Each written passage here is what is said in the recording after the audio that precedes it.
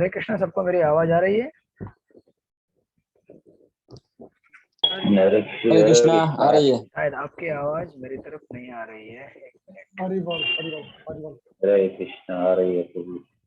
हरे कृष्णा हरे कृष्णा।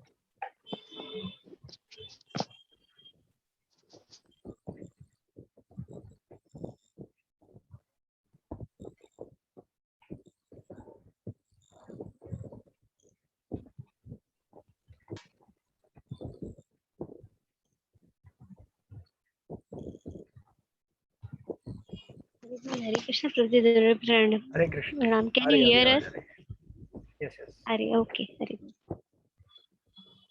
हरे कृष्ण, आप सब लोग का स्वागत है भक्ति शास्त्री कोर्स में। हम लोग स्टडी करने जा रहे हैं आज भक्ति रसामृत सिंधु। आई होप आप सबके पास ये वाली पुस्तक है। हाँ ठीक है, ओके। ये वाली पुस्तक यूज करेंगे तो आपको पेज बराबर मिलेगा जहाँ से मैं नोट्स दे रहा हूँ। ओके, तो ऑफ कोर्स ये बुक के हम सारे ये वाले नहीं चलेंगे तो चलेगी आपको। अगर वो सेक्शन मिल जाएंगे तो चलेगी, कोई प्रॉब्लम नहीं है। बट वो सेक्शन मिलने चाहिए आपको। इसमें से जो मैं अभी सेक्शन पेज नंबर बताते जाऊंगा आपको मिलने चाहिए वो नोट्स, क्योंकि नोट्स तो अपने बुक के अंदर ही रहते हैं ना। मैं तो आपको अलग से नोट्स नहीं देता, नोट्स तो आपके बुक के अंदर ही है, खाली मैं पॉइंट्स देते जाऊंगा। तो ये नई बुक आई क्या? नहीं, ये नहीं है, अभी की करंट एडिशन है। आई थिंक आप सब बहुत सारे लोगों के पास ये वाली एडिशन है। कल कुछ लोग बोल रहे थे कौन सी एडिशन लेनी है, तो कोई बात नहीं, आप लोग पढ़ते जाइए। आपको अगर वो पैराग्राफ मिलेगा तो अच्छा है, अदरवाइज देखते हैं कैसे चलेगा आगे। तो इसमें टोटल 4 पार्ट हैं इस पुस्तक में। हम लोग केवल पहले पार्ट पे ही फोकस करेंगे। हमारे सिलेबस के लिए केवल पहला पार्ट है, पहले 19 चैप्टर, दैट्स इट। तो इसलिए पूरा हो जाएगा। तो पूरा बुक नहीं है आपके लिए सिलेबस में।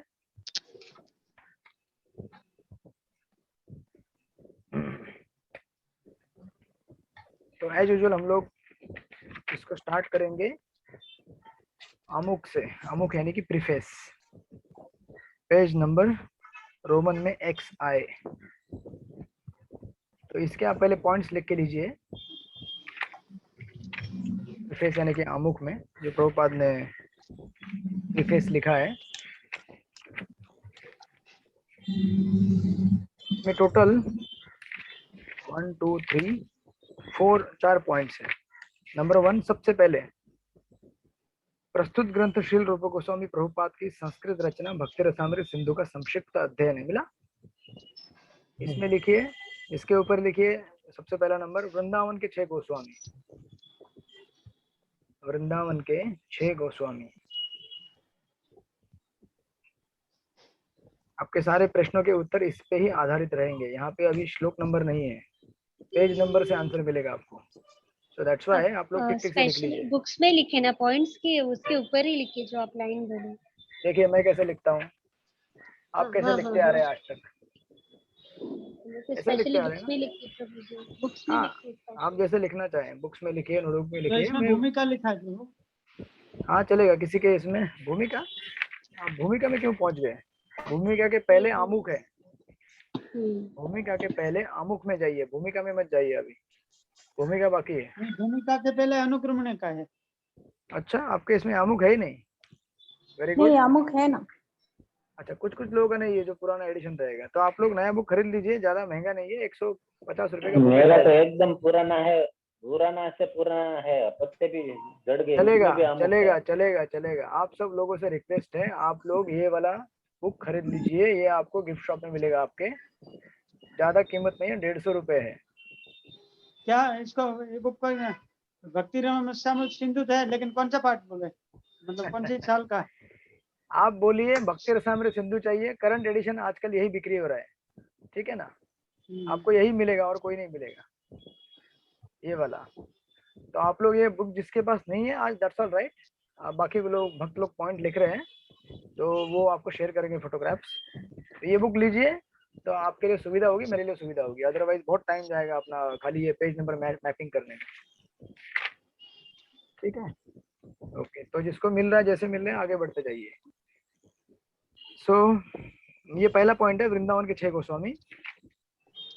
उसके बाद एक्स डबल आई। आप उस पेज में जाएंगे तो आपको लास्ट का जो पैराग्राफ है, भक्ति का अर्थ है प्रीतिपूर्वक सेवा, मिला? इस यस पेज में, हाँ इस पेज में लास्ट का पैराग्राफ, यहाँ से आप लिखिए पॉइंट नंबर 2, भक्ति रस वर्सेस भौतिक रस। भक्ति रस वर्सेस VS भौतिक रस, यानी कि भक्ति रस और भौतिक रस की तुलना की है। आप लोग बिल्कुल चिंता मत कीजिए जिनको पॉइंट नहीं मिल रहे हैं या जिनका पुराना बुक है, आपको मिल जाएंगे। अनीता माता जी से आप ले लेना बाद में। आपने जो स्टेटमेंट बोला वो कौन सा मैं देख रही हूँ, XII में नहीं मिल रहा है मुझे वो। माता जी XII में लास्ट लास्ट पैराग्राफ नीचे नीचे क्या एकदम। लिखा है? भक्ति हाँ का अर्थ भक्ति है का अर्थ है, प्रीतिपूर्वक यस सेवा। Yes got it yes sorry. तो आपको ये सेम बुक रहेगा तो बहुत आसान हो जाएगा, नहीं रहेगा तो फिर आपको मिलेगा ही नहीं, कहाँ पे ढूंढना बहुत मुश्किल है। Okay, this is second point. And then आप जाइए, फिर से बोलिए प्रभु जी। आपके पास ये बुक है कि नहीं है पहले बताइए, तभी बताऊंगा। यस एक फोटो ग्रुप में शेयर कर दीजिए ना प्रभु। अरे एक चलेगा, फोटो देंगे ये वाला देंगे। तो ये आपको वाला नहीं ये वाला मिले- प्रभु जी, आपको नहीं मिलेगा, ये वाला नहीं मिलेगा नहीं फिर मिल रहा है। आपको। मिल रहा है मिल रहा है आपको? प्रभु जी 16 पेंडिंग नवंबर मिल रहा है। 2017 वो आप लोग हल्ला मत कीजिए, 2000 शांति बनाए रखिए। चलो तो देखिए ठीक है ये। देखिए, आप लोग के पास पुराना एडिशन है तो चिंता मत कीजिए, ये मत सोचिए कि 150 रुपए का बुक मेरा कहाँ जाएगा, फिर एक्स्ट्रा हो जाएगा। किसी को पढ़ने के लिए दीजिए, आपके मित्रों को, परिवार वालों में किसी दूसरे सगे संबंधियों को। एक बुक आपके भक्ति शास्त्र सिलेबस के हिसाब से लेके रखिए। जिसके पास ये बुक है वही लोग प्रश्न पूछेंगे कि ये पेज कहाँ पे है, ठीक है? नहीं तो अपना बहुत समय जाएगा, फिर भक्ति रसम सिंधु पूरा होगा नहीं।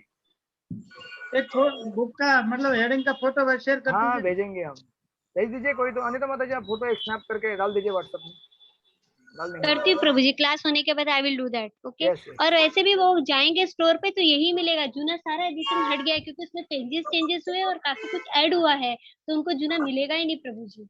चाहे वो ठीक है, गुजराती प्रभु हो, जी, मराठी हो, हिंदी, सब इंग्लिश में भी everything has change. Okay okay okay. नया लाना पड़ेगा प्रभु जी। हाँ नया हाँ, लेके मैं आइए, शेयर आपको करती आसान हूँ। होगा। मैं शेयर करती हूँ प्रभु जी, अभी करती हूँ ओके। और किसी को लक्ष्मी की ज्यादा चिंता हो रही है तो मुझे फोन कीजिए, मैं स्पॉन्सर कर देता हूँ। अगर 150 रुपए इससे ज्यादा लग ज्यादा रहा है कृपा किसी, क्या होती है। नहीं अरे इसका मतलब क्या है? रसामत सिंधु। हाँ, भक्ति ओके, रसामत ओके, सिंधु। ठीक है, तो शोर मत कीजिए, शांति बनाए रखिए। ओके, उसके बाद ये 2 पॉइंट हो गए। नाउ थर्ड पॉइंट आपका आएगा XV। इसमें सेकंड पैराग्राफ दिखेगा इस पेज के ऊपर। जीवन का मूल सिद्धांत है कि हम में किसी ना किसी से प्रेम करने की सामान्य प्रवृत्ति होती है। मिल गया? यस यस प्रभु। उसमें तीसरा पॉइंट है प्रेम करने की प्रवृत्ति। दिस इज थर्ड पॉइंट, प्रेम करने की प्रवृत्ति।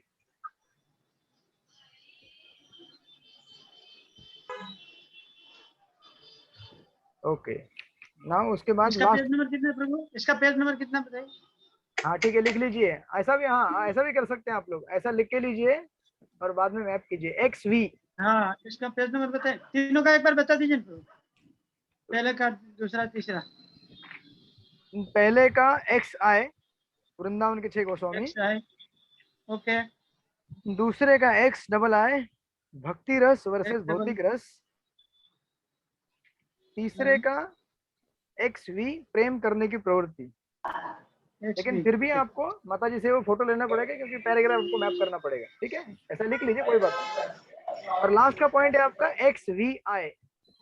वहां पे फर्स्ट सेकंड उस पेज का लास्ट पैराग्राफ देखिए, वहां पे लिखा हुआ है जहां तक भौतिक आवश्यकता की बात है। मिल गया? यस प्रभु यस प्रभु।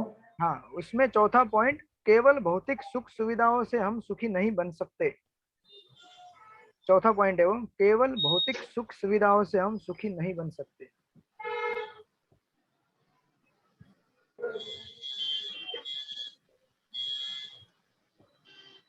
इस तरह से ये आमुख में 4 पॉइंट है। Let's discuss it and then again हम आगे बढ़ेंगे भूमिका में। आज मेरा टारगेट है आमुख, भूमिका और फर्स्ट चैप्टर का पहले 4-5 पेज कवर करने का। हरे कृष्णा प्रभु जी। हाँ प्रभु जी। प्रभु जी आपने जो चौथा पॉइंट बोला उस पर क्या बोला? केवल सुख सुविधाओं से केवल सुख भौतिक सुविधाओं से सुख, हम केवल भौतिक सुख सुविधाओं से हम सुखी नहीं हो सकते। ओके ओके केवल ऐसा होने से हम सुखी नहीं हो सकते, हमें एनओडी घर पे लेके आना पड़ेगा, ये एडिशन। है प्रभु वही है। हाँ, हरी बोल। तो आप में से आधे लोग अभी दुखी दिख रहे हैं, कोई बात नहीं है, आपके मंदिर बाजू में ये दुकान, वहां मिल जाएगा। जाना पड़ेगा ना प्रभु, लेकिन चलेगा। जाना मैं पड़ेगा। तो आज उधर ही कल तो मैं आप तो लोग आज इतना उधर ही इंक्वायरी कर रहे थे, कौन सा बुक लेना है, क्या करना है, तो बता भी था ना नया एडिशन लेना है करके, जो करंट एडिशन अभी दुकान में है करके। चलो यानी कोई बात नहीं, आप तो लीजिएगा। भूमिका यस, अपना भूमिका तो बाद गोपीनाथ में में भी मिलेगा ना, हाँ जी, गोपीनाथ में भी मिलेगा। लेकिन यहाँ से अरे कुरियर यार, करते करते टाइम लगेगा। आप कहाँ पे रहते हैं? मीरा रोड में रहते हैं ना? नहीं, मैं नाला सफर रहता हूँ, लेकिन कल बजे आता हूँ ना, तो वहां से ले लूंगा। हाँ चलेगा चलेगा। ओके, सो हम पहले अमुक के ऊपर डिस्कशन करते हैं, then will go to the bhumika next part में। ओके, वृंदावन के 6 गोस्वामी, बताइए नाम एक एक करके।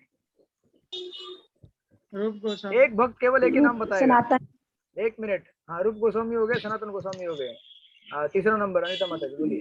गोपाल भट्ट, सनातन गोस्वामी। गोपाल भट्ट, हाथ ऊपर कीजिए जिसको पूछना है, हाथ ऊपर कीजिए, नहीं तो सजा मिलेगी। हाँ, गोपाल भट्ट गोस्वामी हो गए, 3 हो गए। रघुनाथ दास, रघुनाथ रघुनाथ दास दास गोस्वामी, ओके। देन जीव गोस्वामी, रघुनाथ जीव भट्ट गोस्वामी, जीव गोस्वामी, उसके बाद रघुनाथ भट्ट रघुनाथ भट्ट गोस्वामी,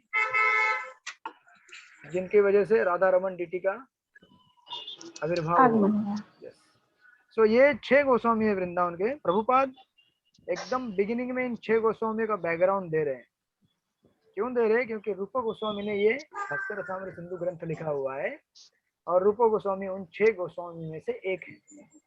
तो हालांकि जो पहला पैराग्राफ है उसमें प्रभुपाद रूप गोस्वामी और सनातन गोस्वामी, इन दोनों के बारे में बता रहे हैं। दोनों का नाम था दबीर खास और सकार मलिक। नवाब हुसैन शाह के दरबार में वो लोग सेवा कर रहे थे, उनके मंत्री पद पे थे वो। ये चैतन्य चरित्रामृत में आप पढ़ेंगे। लेकिन चैतन्य महाप्रभु ने उन्हें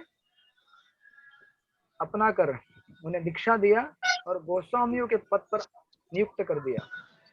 और वहां पे वो भी लिख रहे हैं, हरिदास ठाकुर जो मुस्लिम परिवार में जन्मे थे, उनको भी उन्होंने अपना पार्षद बनाकर हरिनाम का आचार्य बनाया। हरे कृष्णा कृष्ण हरे कृष्णा हरे कृष्णा हरे, कृष्णा हरे हरे हरे, राम हरे राम हरे राम राम राम हरे हरे। इसका अर्थ ये है कि भक्ति कोई भी कर सकता है। अगर कोई मुसलमान परिवार में जन्म के महान आचार्य बन सकता है, ऑफकोर्स वो है तो वैसे ब्रह्मा जी हैं, प्रहलाद महाराज हैं, लेकिन अपनी लीला में दिखा रहे हैं कि जो भगवान से प्रेम करना चाहता है कोई भी प्रेम कर सकता है, राइट।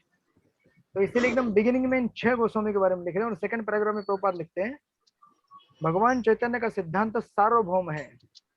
कृष्ण विज्ञान के ज्ञाता और भगवत भक्त को ब्राह्मण कुल में जन्म लेने वाले मनुष्य से भी उच्च माना जाता है। यह मूल सिद्धांत है जिसे सब वैदिक ग्रंथों में विशेषतया भगवत गीता, श्रीमद् भागवत में स्वीकार किया गया है। इस भक्ति रसामृत सिंधु में भगवान चैतन्य के आंदोलन के सिद्धांत की अर्थात हर एक को शिक्षा देकर गोस्वामी पद तक उठने की शिक्षा दी गई है। और इसके लाइव एग्जाम्पल कौन है? ऑथर, खुद ऑथर ही एग्जाम्पल है। सोचिए, અને મળી બાબુ તમે બુક देखी?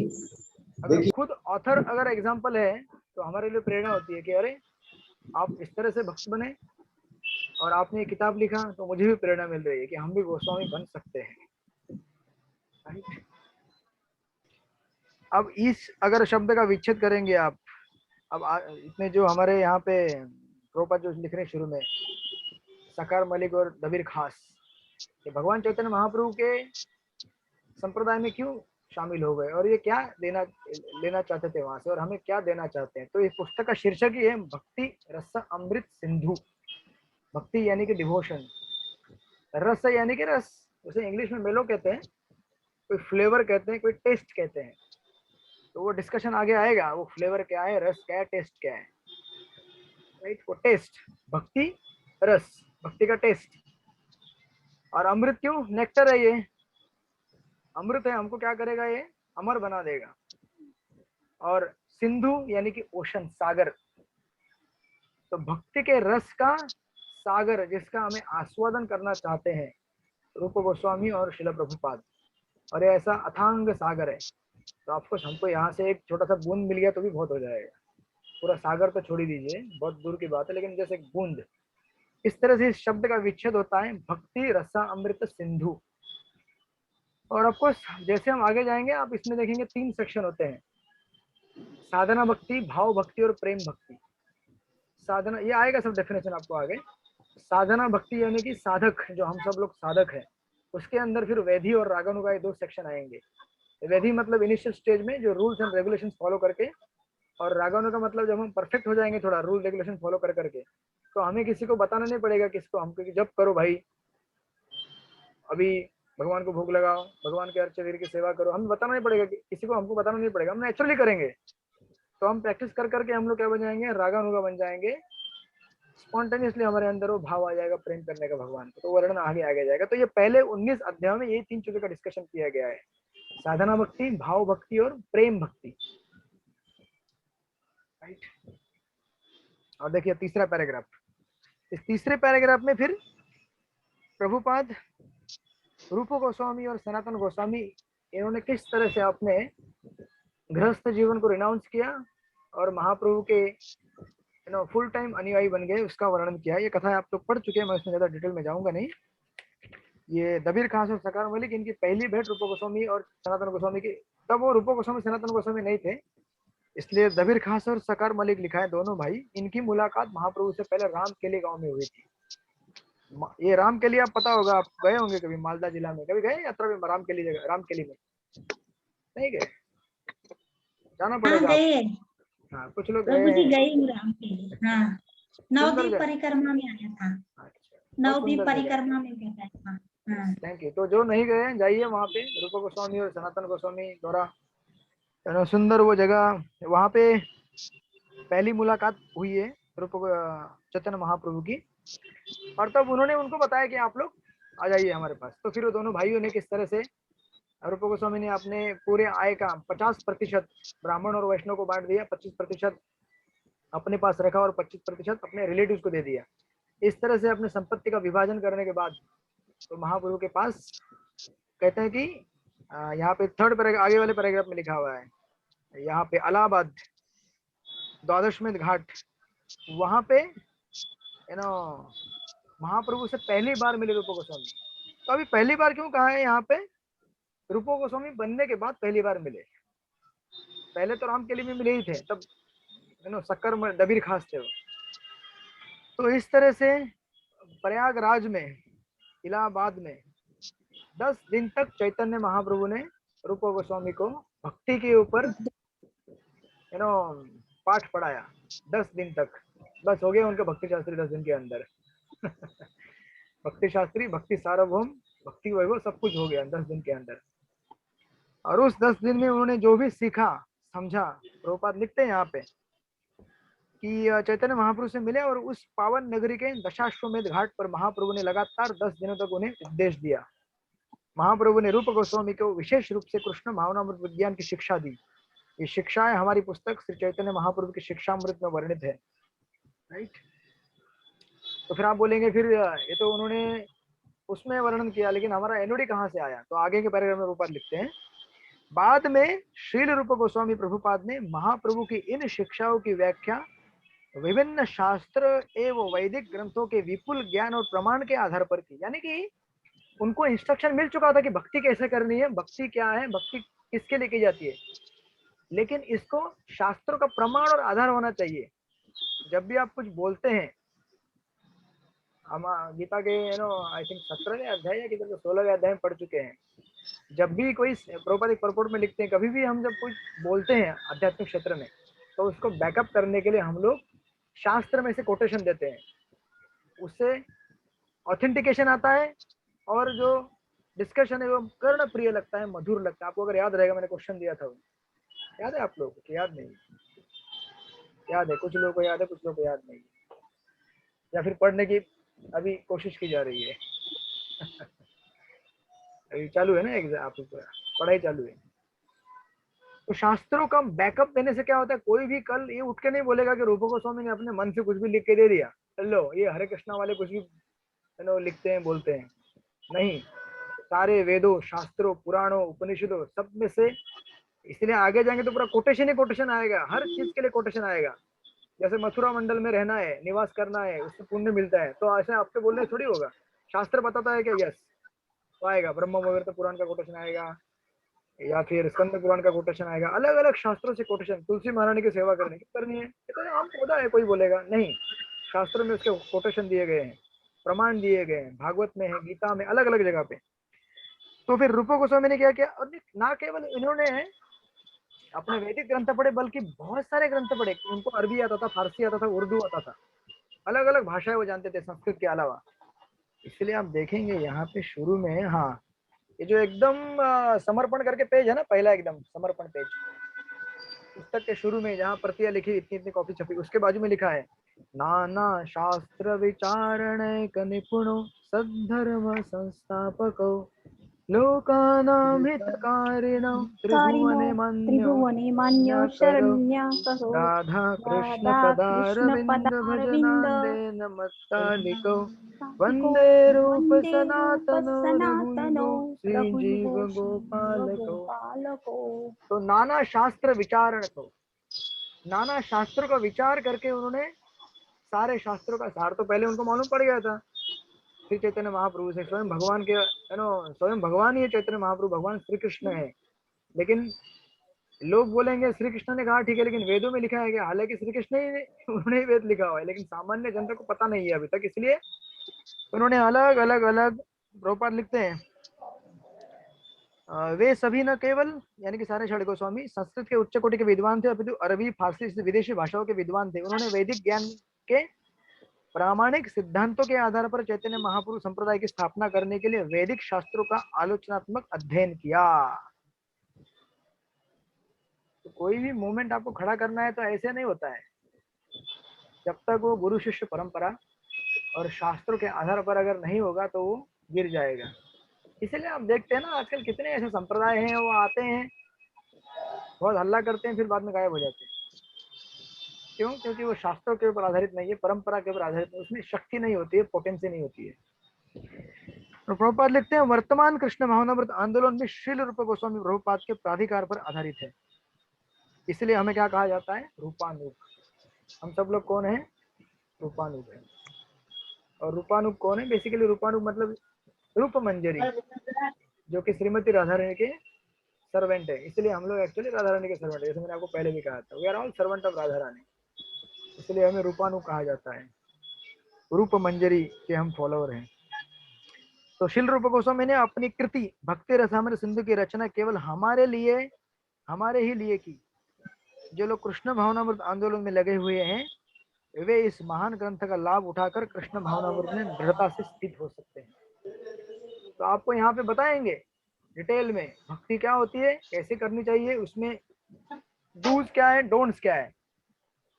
हम कभी भी कुछ अगर चीज करते हैं तो उसमें दो होता है, प्रवृत्ति और निवृत्ति, क्या करना है और क्या नहीं करना है। तो दोनों चीज बतलाई जाएगी हमको। सत्स्वरूप महाराज ने प्रभुपाद से पूछा था कि, क्योंकि ये समर स्टडी कहा जाता है, ऐसे देखा जाए तो भानु स्वामी महाराज का वर्ड श्लोक बाय श्लोक ट्रांसलेशन पूरा श्लोक सहित भक्ति रसामृत सिंधु भी आता है।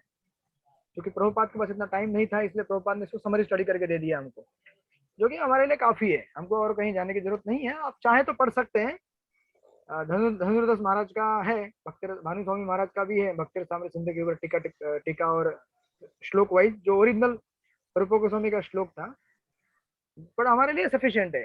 अगर चाहो तो जा सकते हो पढ़ने के लिए। जैसे कृष्णामुख हमको प्रभुपाद ने दिया है, वैसे समरी स्टडी दिया है। तो सत्स्वरूप महाराज एक बार पूछते हैं कि ये समरी स्टडी होता क्या है, तो प्रभुपाद बोलते हैं, समरी स्टडी मतलब ही takes the books and presents in a way that's relevant to the audience. मतलब समझो अगर दशम स्कंद भागवतम का है, तो अभी दशम स्कंद पूरा 4 इतने बड़े बड़े बुक समय नहीं देने के लिए, तो क्या करेंगे आप, उसका सारांश लेंगे, सारी लीलाएं आप लेंगे वहां से, लेकिन सारी लीलाओं को देने के साथ साथ आप उसमें कुछ फिलोसॉफिकल अंडरस्टैंडिंग भी देंगे, जिससे आप उसको मिसअंडरस्टैंड ना करें भगवान की लीलाओं को या फिर भक्ति रसामृत जैसे पुस्तकों को।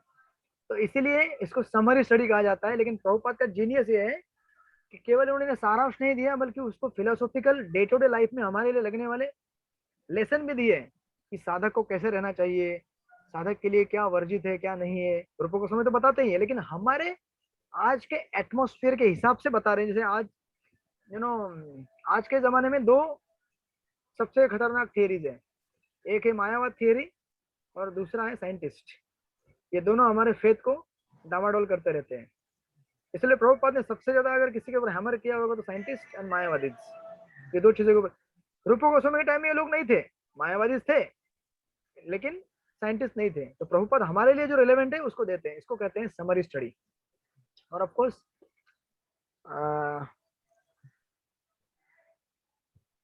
अगर आप और समरी इसको देखेंगे डिटेल में, महाप्रभु ने किस प्रकार, क्योंकि ये जो पूरा मूवमेंट खड़ा किया गया है इस्कॉन का मूवमेंट या फिर चैतन्य महाप्रभु द्वारा ये हरे कृष्ण आंदोलन, तो ये जो 6 गोस्वामी थे इनको महाप्रभु ने 4 इंस्ट्रक्शन दिया था। आप चाहो तो लिख सकते हो, ये एग्जाम में नहीं आएगा बट जस्ट साइड पॉइंट है बट रिलेटेड। सबसे पहले महाप्रभु ने कहा कि आप क्या करो, excavate lost places of Radha Krishna pass time. Radha Krishna के लीलाओं की जो स्थली है वृंदावन में, उसको क्या करो आप पुनः स्थापित करो, जो गुम गई है। तो ये काम उन्होंने किया। इनफैक्ट आप देखेंगे हमारे अभी के करंट एडिशन में भी, मतलब भक्ति विनोद ठाकुर उन्होंने महाप्रभु के जन्मस्थली ढूंढ के निकाली, राइट। क्योंकि हमारे लिए बहुत इंपॉर्टेंट है, हम जिसकी भक्ति करते हैं और जिस संप्रदाय को फॉलो कर रहे हैं उसका कुछ है ना ओरिजिनल लीला स्थली, जैसे भगवान कृष्ण को हम पूछते हैं तो उनका कोई लीला स्थली है, वृंदावन है, मथुरा है, तो वहाँ ताकि भक्तगण भविष्य में जाके उन लीला स्थलियों में जाके विजिट कर सकें और भगवान के धाम में जाके अपने, क्योंकि भक्ति के 5 अंगों में से 5 अंग आए गए हैं धाम की सेवा करना, तो हमारे लिए ये सबसे जरूरी है सबसे पहला। तो उन्होंने कहा कि आप भगवान के लीलाओं की स्थलियों को वापस प्रकट कराओ। दूसरा बताया मंदिर बनाओ। मंदिर क्यों बनाओ, क्योंकि अर्च विग्रह की सेवा के बिना हमारे लिए कठिन है भक्ति करना। हमें अगर बोला जाए केवल नाम जप करो, चलेगा, कर सकते हैं, लेकिन फिर भी उसको और एनहांस करने के लिए, क्योंकि जब हमारे सामने अर्च विग्रह रहेंगे तो हम और अच्छी तरह नाम ले सकते हैं, इसलिए अर्च विग्रह की सेवा का निर्देश दिया गया। तो मंदिर बनाया, हर गोस्वामी का अपना अपना एक मंदिर बना हुआ था। उसके बाद तीसरा कहा आप बुक्स लिखो। देखो मतलब कितना जरूरी है, हमारी भक्ति के लिए भी 4 चीजें जरूरी है। न केवल हम लोग भगवान की लीला स्थली को विजिट करें, लेकिन हम अर्च वीर की सेवा भी करें, फिर हम बुक्स भी पढ़ें। और बुक्स उन्होंने 2 प्रकार का लिखने के लिए कहा। एक पहला बुक जिसके माध्यम से आप भक्ति को स्थापित करो, डिवोशनल सर्विस को। तो देखिए महाप्रभु ने एक्चुअली इंस्ट्रक्शन देके गए थे, इसलिए रूप गोस्वामी ने पुस्तक लिखा। ऐसा नहीं कि रूप गोस्वामी ने अपने मन से कुछ भी लिख दिया, ये महाप्रभु का उनको सीधा आदेश था 6 गोस्वामी भी। इसलिए देखिए सारे गोस्वामी ने ऑलमोस्ट, खास करके जीव गोस्वामी और रूप गोस्वामी, सनातन गोस्वामी भी, गोपाल भट्ट गोस्वामी, उन्होंने भी लिखे सारे किताबें। खास करके जीव गोस्वामी उन्होंने जो संदर्भ लिखे हैं, बहुत सारे बुक लिखे हैं उन्होंने, सागर अथांग सागर है। हम खाली अगर उनका संदर्भ, कृष्ण संदर्भ या फिर जो जितने भी संदर्भ है वो पढ़े तो भी काफी हो जाएगा। बट हमारे लिए प्रभुपाद ने यहाँ पे खास करके हमारे सिलेबस में दिया है भक्ति शास्त्र के भक्ति रसामृत सिंधु जो रूप गोस्वामी ने लिखा। तो आप बहुत सारे जो टीचिंग्स है उनको रिकंसाइल करो और भक्ति को एस्टेब्लिश करो। कहा ये 3 उन्होंने कहा। पहला कहा आप राधा कृष्ण की स्थली को निर्माण करो, मतलब निर्माण मतलब मंदिर पहले से बनाओ। उनको जागृत करो। दूसरा मंदिर बनाओ, मंदिर बुक्स बनाओ। लिखो भक्ति को स्थापित करते हुए। चौथा उन्होंने कहा बुक्स लिखो वापस। अभी बोले चौथा बुक काय के लिए, चौथा बुक कौन सा, right books in terms of how devotee should live और devotee should perform devotional service. तीसरा चौथा जो इंस्ट्रक्शन था वो भी बुक का था, लेकिन कौन सा बुक, भक्तों के लिए। पहला तो भगवान की भक्ति के लिए, हो सकता है भगवान के लिए हो गए, लेकिन चौथा बुक भक्तों के लिए। भक्त कैसे रहना चाहिए, भक्त ने भक्ति कैसे करनी चाहिए, उसको कैसे अपना आदर्श उदाहरण प्रस्तुत करना चाहिए, उसको निर्देश देते हुए पुस्तक लिखने के लिए कहा गया। तो भक्ति रसामृत सिंधु ऑफकोर्स कॉम्बिनेशन है, इसमें भक्ति को भी एस्टेब्लिश किया गया है और साथ में भक्त को कैसे रहना चाहिए वो भी एस्टेब्लिश किया गया है। 2 चीजें यहाँ पे दी गई है लाइक दैट। तो इसीलिए रूप गोस्वामी ने इन सब चीजों का भक्ति रसामृत सिंधु का रचना किया और इस तरह से गौड़ीय वैष्णविज्म उसका नींव रखा, आधार रखा। महाप्रभु तो केवल 48 साल यहाँ पे थे। महाप्रभु आए, लीला किया, अपने अपने अनुयायियों को पार्षदों के साथ संकीर्तन का आनंद लिया और महाप्रभु चले गए। लेकिन महाप्रभु ने सोचा ना फिर आगे क्या होगा इनका, भविष्य में क्या होगा आने वाले मेरे भक्तों का। तो उनके लिए इन्होंने अपने गोस्वामियों को आदेश दिया कि आप इस मूवमेंट को आगे चलाओ, गौड़ीय वैष्णविज्म। तो गौड़ीय मतलब बेसिकली गौड़ देश, जहाँ पे जो वैष्णविज्म का ब्रांच है उसे गौड़ीय कहा जाता है, खास करके गौड़ देश। और उसका भी बेसिकली गंगा नदी का जो घाट है, एरिया है, उसे गौड़ देश कहा जाता है एक साइड का। और खास करके और एक आचार्य के कमेंट्री में लिखते हैं कि गौड़ीय मतलब गौड़ इज रिलेटेड टू गुड़। गौड़ मतलब गुड़, गुड़ मीठा होता है ना, लेकिन कहते हैं कि खास करके बंगाल का गुड़ बहुत मीठा होता है। यहाँ पे कोई बंगाली है? कोई है बंगाल से? यहाँ पे कौन है? बहुत सारे माता जी है। बहुत सारे बहुत माता सारे जी है। प्रभु जी भी है। प्रभु जी भी है। कौन से प्रभु जी? आकाश अच्छा। मंडल प्रभु जी है ना वो। तो लगता है बंगाल में ही है। अकिंचन वधव प्रभु जी। आप बंगाल हाँ में ही है प्रभु जी। क्या? बंगाल में ही है? हाँ प्रभु जी। हाँ हाँ। तो यहाँ पे ऐसा सुनने को आया है, कहते हैं तो गुड़ तो मीठा होता ही है, लेकिन कहते हैं खास करके बंगाल का गुड़ बहुत मीठा होता है। सही है क्या? है? आपको भी पता नहीं है शायद। हाँ प्रभु जी प्रभु जी, है सही है, सही है। खजूर का गुड़ उधर बहुत है, उसमें संदेश बनता है, मिठाई, गुड़ की मिठाई एकदम प्रभु जी वो खाएंगे तब मालूम पड़ेगा। रामपुत्र जी, हाँ, तो आप बंगाल से है क्या? खाएंगे नहीं, खिलाएंगे तब। ओके। और ठंडी का सीजन में जाना पड़ेगा। ठंडी हम का लोग सीजन में खाएंगे तो अभी तब। आ गया। हाँ हाँ, अभी जाना पड़ेगा खजूर का गुड़ खाने के लिए। चलो मायापुर। ओके। हाँ, यस। तो इस तरह से कहा जाता है कि उधर का गुड़ बहुत मीठा होता है। तो इसका क्या संबंध है हमारे संप्रदाय से, गौड़ीय से? इसका संबंध ऐसा है कि बहुत सारे वैष्णव संप्रदाय हैं, लेकिन गौड़ीय संप्रदाय में जो महाप्रभु ने दिया वो और किसी संप्रदाय में नहीं मिलता है। इसका अर्थ ये नहीं कि हमें गर्व करना चाहिए कि हम लोग श्री संप्रदाय से बहुत बड़े हुए हैं, हम लोग विष्णु स्वामी संप्रदाय से बड़े हुए हैं, या फिर कुमार संप्रदाय से बड़े हुए हैं। ऐसा अर्थ नहीं है।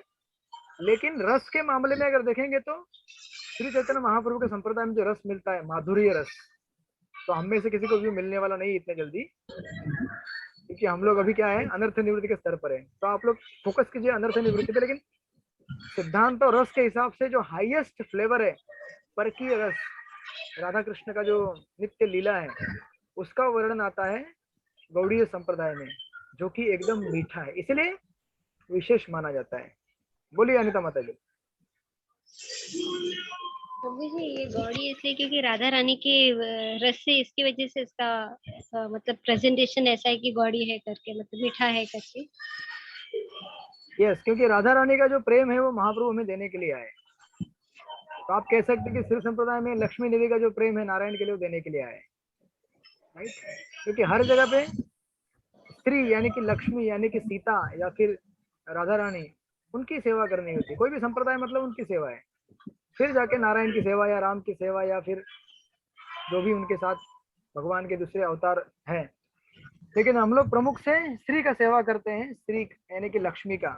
हम उनके लादिनी शक्ति जो है भगवान की, उनके आश्रय में रहते हैं। इसलिए तो यहाँ पे राधा रानी चूंकि उनका जो भाव है, जो प्रेम है, उसका आस्वादन महाप्रभु करने के लिए आए और वो बांटने के लिए आए, इसलिए हमें ये कहा जाता है। This is first point. अभी सेकंड पॉइंट में कहते हैं माइक बंद करा दीजिए प्रभु जी। भक्ति रस और भौतिक रस, इन दोनों रस में क्या अंतर है?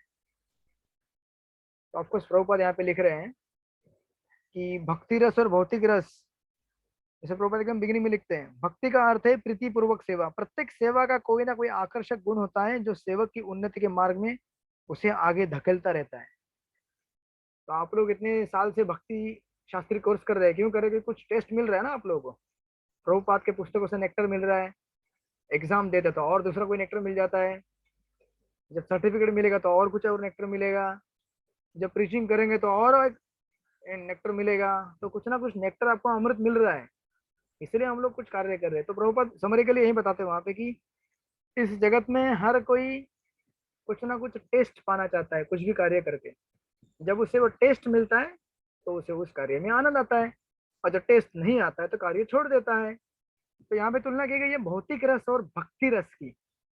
और ऑफकोर्स ये आपने कई बार पढ़ चुके हैं, इसलिए मैं ज्यादा डिटेल में नहीं जाऊंगा। ये पूरा पेज XIII यहाँ पे सब अलग अलग रसों का दिया है वर्णन। यहाँ पे एक गृहस्थ अपनी पत्नी तथा संतान से प्रेम करता है, फिर बड़ा होने के बाद वो परिवार से दूसरे दूसरे परिवार थोड़ा एक्सपांड होता है, गांव, देश, राष्ट्र, राइट, और ऐसा एक्सपांड होता जाता है। बट अभी उसके बाहर नहीं जा सकता वो, क्योंकि उसको मालूम नहीं इसके बाहर भी क्या है।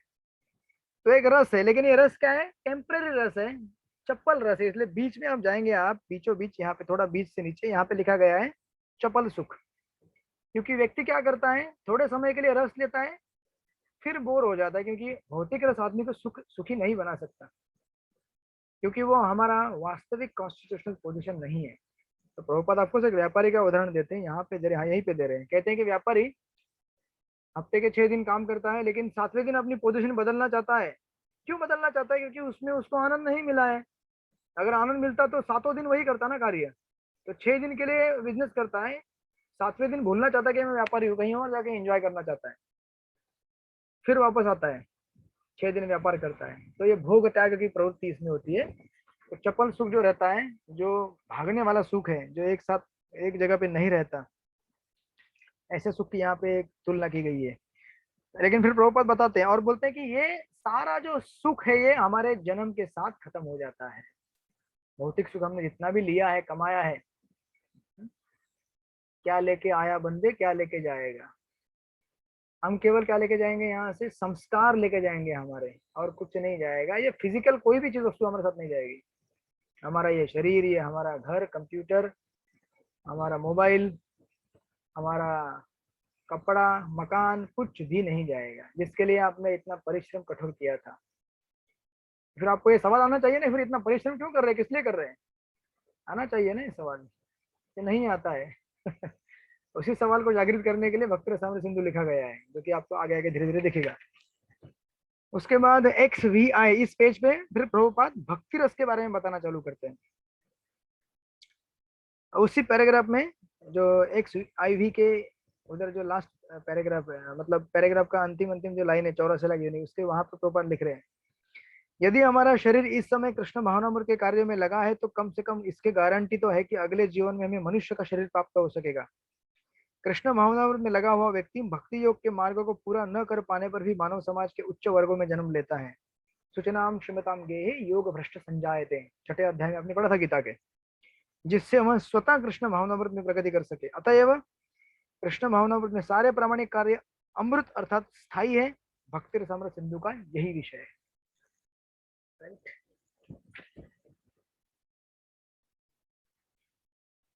क्योंकि हम सब लोगों को स्थायी प्रेम चाहिए, परमानेंट, जो नहीं मिल रहा है हमको। एक इंद्रिय विषय वस्तु के ऊपर से हमारा नजर दूसरे, फिर तीसरा, चौथा, ये ऐसे घूमते रह रहे हम लोग पूरे जीवन में उसकी तलाश में कि कहीं हमको ये रस मिले। कहाँ मिलेगा? तो कोई खाने में ढूंढता है, कोई कपड़े में ढूंढता है, कोई टेलीविजन में ढूंढता है, कोई सोशल मीडिया में ढूंढ रहा है, कोई दोस्त में ढूंढता है, कोई किसी को कुछ नहीं मिलता तो प्राणियों को रखता है घर में। कुत्ता पालता है, बिल्ली पालता है, मुर्गी पालता है, उनको पाल पोस के सोचता है कि इनसे प्रेम मिलेगा। लेकिन प्रेम कहीं नहीं प्राप्त हो पाता, होता है थोड़ा टेम्पररी, फिर खत्म हो जाता है वो। जैसे मराठी में कहावत है, नव्याचे 9 दिवस। नव्याचे 9 दिवस पता है आपको? हिंदी में भी कहती है नई नवेली दुल्हन, उसके नखरे और रहते हैं। तो ये नखरे 9 दिन ही हो सकते हैं, 9 दिन के बाद फिर काम काज चालू हो जाता है घर का। तो पता चलता है कि अरे बाप रे, यहाँ तो आनंद नहीं है। अब यहाँ पे मुझे अपने वास्तविक स्थिति में आना पड़ेगा, जिसके लिए मैं यहाँ पे आई हूँ। तो उसी तरह से जब नया नया भौतिक रस रहता है, हमें अच्छा लगता है। नया मोटर गाड़ी, नया मोबाइल, नया घर, नई पत्नी, नए बच्चे, आनंद। लेकिन अभी उनके पास उनके साथ अगर आपका सेवा भाव नहीं रहेगा तो बोरिंग होना चालू हो जाएगा। आप लोग भूख चंद्रमुखी, सूर्यमुखी, ज्वालामुखी, ये ब्रह्मचारी लेक्चर दे रहे हैं, ठीक है? चंद्रमुखी, सूर्यमुखी, ज्वालामुखी, आई होप भगवान को दिखा रहे हैं। तो कोई बात नहीं, ना हमको चंद्रमुखी चाहिए, ना सूर्यमुखी, ना ज्वालामुखी। हमको कौन चाहिए? श्री कृष्ण चाहिए, जो कि सदैव हमें आनंद प्रदान कर सकते हैं। तो इसलिए ये प्रभुपाद यहाँ पे लिख रहे हैं कि हमें भक्ति रस प्राप्त करना चाहिए। भक्ति रस के बिना हम लोग अधूरे हैं, हम कभी सुखी नहीं हो सकते, और हमारी जो प्रोपेंसिटी है प्रेम करने की वो कभी पूरी नहीं हो पाएगी। हम लोग अभी क्या कर रहे हैं अंधेरे में, एक तो हमारी कोई वस्तु गिर गई है कहीं पे, एक तो गलत जगह पे ढूंढ रहे हैं और अभी अंधेरे में ढूंढ रहे हैं। जैसे मैंने आपको स्टोरी बताया था डायमंड का, एक राजा के पास, राजा को कोई डायमंड देता है तो अपनी बेटी को देता है वो, लेकिन बेटी घुमा देती है डायमंड। राजा अनाउंस करता है जो भी ढूंढ के लाएगा उसको 50% मेरा राज्य मिलेगा, पैसा मिलेगा। तो एक आदमी देखता है पानी में, गटर के पानी में, सॉरी कुछ चमचमा रहा है, छलांग मारता है, पकड़ता है, मिलता नहीं, छलांग मारता है, पकड़ता है, मिलता नहीं। तो अपना हरे कृष्ण डिवोटी अपने रवि प्रभु वहां से जा रहे थे, चंद्रमुखी सूर्यमुखी ज्वालामुखी, बोलते हैं अरे वो बेवकूफ क्या देख रहा है पानी में, वो ऊपर पेड़ पे लटका हुआ है, उसकी छाया चमक रही है वहां पे, उस पे कूदी मार थोड़ी मिलेगा, पेड़ पे चढ़ो, पेड़ पे, यानी कि भगवान के पास आओ, ओरिजिनल जगह पे जाओ जहां से तुमको डायमंड मिलेगा। पेड़ में जाता मिल जाता है, जो कि मिल गया आप लोगों को। तो इस तरह से हमें अपना जो गलत जगह पे तलाश हो रही है उसको हमें रेक्टिफाई करना पड़ेगा। That's why third point proper देखिए यहाँ पे XV पेज पे लिखते हैं, प्रेम करने की प्रवृत्ति। हम सब में प्रेम करने की प्रवृत्ति है, कितना भी कठोर क्यों ना हो। इवन प्रॉपर लिखते हैं बाघ सबसे हिंस्र प्राणी, लेकिन अपने बच्चों के ऊपर भी प्रेम करता है, वो करता है कि नहीं? दूसरे लोगों के लिए खूंखार है, लेकिन अपने बच्चों से भी प्रेम करता है। बड़े से बड़ा आतंकवादी भी अपनी माँ से प्यार करता है, अपनी बीवी से प्रेम करता है, बच्चों से प्रेम करता है, बराबर कि नहीं? अगर वो इंसान है तो सचमुच में, मतलब इंसानियत थोड़ा भी अगर अंश है तो, ऐसे कुछ लोग भी होते हैं जो कि तमोगुण के इतने आहार हो गए हैं कि उनको कुछ भी सुध बुध नहीं है जीवन की। बट ये जो प्रेम करने की प्रवृत्ति है, देश, परिवार, फाइनली अपने आप से, ये सब हमारी एक खोज है सुख को ढूंढने की। राइट, प्रभुपाद लिखते हैं सेकंड पैराग्राफ में, वहां पे उस पेज के XV के लास्ट पैराग्राफ देखिए, XV पेज पे। प्रारंभिक अवस्था में बालक अपने माता पिता को प्यार करता है, फिर अपने भाइयों तथा बहनों को प्यार करता है। जो जो हम प्रतिदिन बढ़ता जाता है, अपने परिवार यानी कि बाद में पत्नी बनाएगा, बच्चे होंगे, फिर समाज से करेगा, जाति, देश, राष्ट्र, यहाँ तक कि समग्र मानव समाज को प्यार करने लगता है। लेकिन सारे मानव समाज से प्रेम करके भी प्रेम की प्रवृत्ति तुष्ट नहीं होती है, वो अधूरी रह जाती है। फिर आप लोग बोलेंगे ऐसा तो हमने कभी देखा नहीं, हम तो खुश हैं जीवन में। क्योंकि बाहर के लोग तो ये बोलते हैं, हम भाई हम तो अपने परिवार से प्रेम करते हैं, देश से प्रेम करते हैं, लोगों से प्रेम करते हैं, आप लोग सब क्या बोलते रहते हैं सब, हमको संतुष्टि है ना जीवन में। लेकिन अगर उनको ठीक ठीक से अगर पूछ के देखा जाए तो पता चलेगा आपको इंसान अंदर से कितना फ्रस्ट्रेटेड है, डिप्रेस्ड है। लेकिन हर कोई चेहरे पे अपने अलग ही मास्क लगा के घूमता है। आजकल तो वैसे भी मास्क आ गया है, पता नहीं चलता अंदर रो रहा है कि हंस रहा है, बेचारा क्या कर रहा है। फिर उसके ऊपर और एक मास्क है एक्सटर्नल, हमारा जो फसाड लगा के रखते हैं हम लोग। तो हम अंदर से रो रहे लेकिन बाहर में हम हंसी दिखाते हैं। हमारा प्रेम तभी पूर्ण। हाँ बोलिए। ये सूर्यमुखी चंद्रमुखी इसके बारे में थोड़ा विस्तार से बताएंगे? ये आपको रवि प्रभु बताएंगे या फिर मैं पर्सनली बता दूंगा। माता जी से पूछिए, आपके माता जी सब बता देगी आपको चंद्रमुखी क्या प्रभु जी होता है। बता दीजिए ना प्रभु जी, in short please explain to us also, यहाँ थोड़ा एक ये हो जाएगा प्रभु जी पत्नी के बारे में कहते हैं ना ऐसा? आप बताइए बताइए। हाँ वंदना हो जाए, बताइए आप। प्रभु जी जहाँ तक मैंने सुना है कि मतलब जैसे नई शादी होती है तो पहले पहले बोलते सूर्यमुखी है, बहुत सुंदर है, ये है, बाद में चंद्रमुखी। हाँ पहले चंद्रमुखी, हाँ फिर बाद में क्या है उनको मालूम पड़ता है कि भौतिक जीवन क्या है और घर में कैसे चल रहा है, उनसे अनबन हो रही है तो थोड़ा उसमें तेज आता है, हीट बढ़ता है, आपस में। हाँ हाँ हीट बढ़ता है, स्त्री का हीट, ग्रेड 1, ग्रेड 2, ग्रेड 3। बाद में कपड़ा जला, बाद में कपड़ा भी जला देता है ज्यादा अगर उस पे। और कुछ सालों बाद में, और कुछ सालों बाद में और उनका असली मतलब स्वभाव प्रकट हो जाता है। तो पति पत्नी में ऐसा तो वो बोलते हैं अभी ज्वालामुखी जैसे वो बर्न होता रहता है ना पर्वत, वैसा हो गए। यही मुझे मतलब बात पे होता है फिर। हाँ तो महीनों इतना में होता है। बात है, हरे कृष्णा प्रभु जी, माता जियों में क्यों ये आरोप आता है, प्रभु जियों में क्यों नहीं आते हैं? माता जी तो सहनशील होता है, तो मैंने कुछ बोला क्या?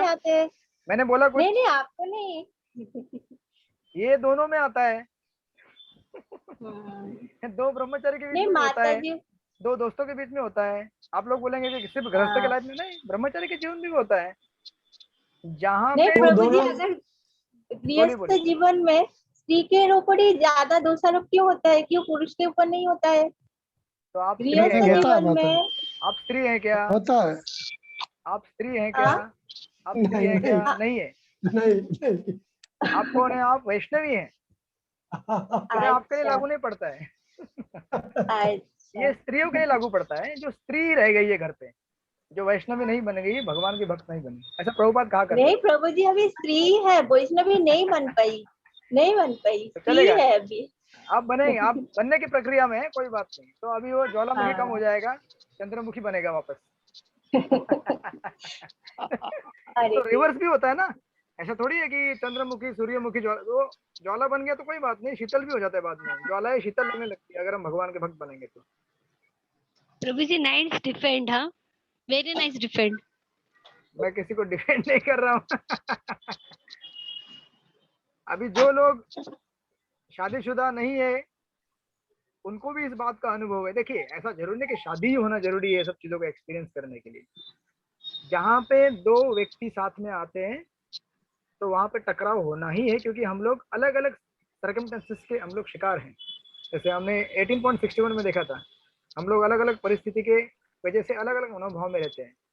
तो चूंकि अभी ज्यादा दिन साथ में रहेंगे तो ज्यादा होगा। अभी पति पत्नी साथ में रहेंगे, एक ही घर में रहेंगे ना। अभी दो ब्रह्मचारी में तो क्या हुआ, एक मंदिर में ठीक है, तुम्हारा वो कोना मेरा ये कोना, कर सकते हैं, लेकिन घर में तो नहीं कर सकते ना। कैसे करेंगे प्रभु जी?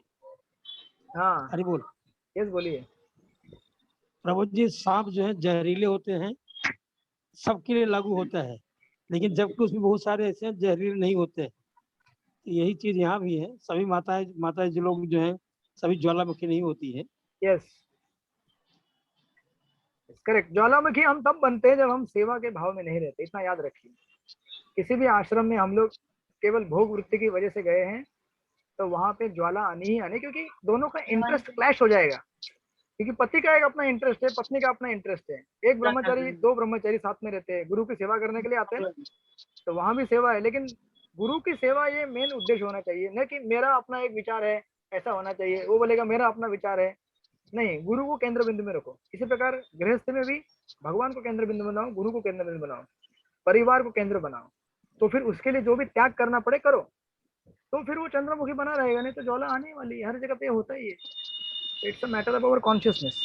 तो एनीवे, तो इस प्रकार मयूर बता प्रभु रहे जी, कि आपको समझ में आ गया कॉन्सेप्ट पूरा क्लियर हो गया मयूर प्रभु जी? नहीं हाँ हुआ, बिल्कुल हो गया, हो गया, हो गया ना बिल्कुल प्रभु हो जी? गया, बिल्कुल नहीं हो हुआ गया। तो अनिता माता जी से बाद में लेक्चर ले लेना अलग से, ठीक है? नहीं हो गया प्रभु जी।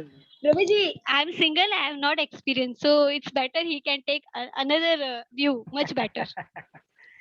कोई बात नहीं, ये एक्सपीरियंस सबको करना ही पड़ता है, क्योंकि आपको किसी न किसी आश्रम में जाना ही पड़ता है, चाहे ब्रह्मचारी आश्रम हो या गृहस्थ आश्रम हो, कहीं तो जाना ही पड़ता है। अब ठीक है, कोई बात नहीं, इस बीच के फेज में आपको नहीं लग रहा है, बट लगेगा एक दिन। तो इसलिए पहले से ट्रेनिंग लेके जाइए कि हमको सेवा करने जाना है। हरे कृष्ण प्रभु जी, ऐसा कहते हैं कि मतलब एक दिन किसके साथ में रहेंगे ना हम लोग 24 आवर्स उनका ऑब्जर्वेशन करेंगे ना, तो तभी स्वभाव समझ में आ जाता है। भले पहले कितना ही छुपा के रखे अपना स्वभाव, नेचर छुपा के रखे, ये करे, उनके 24 घंटा ऑब्जर्वेशन रहेगी ना तो समझ में आ जाता है सबकी सब बात की कैसे है उनका स्वभाव वगैरह कैसा है। इसलिए आप लोग भी मेरे साथ रहेंगे तो आप भी बोलेंगे प्रभु जी के साथ रहना कठिन है।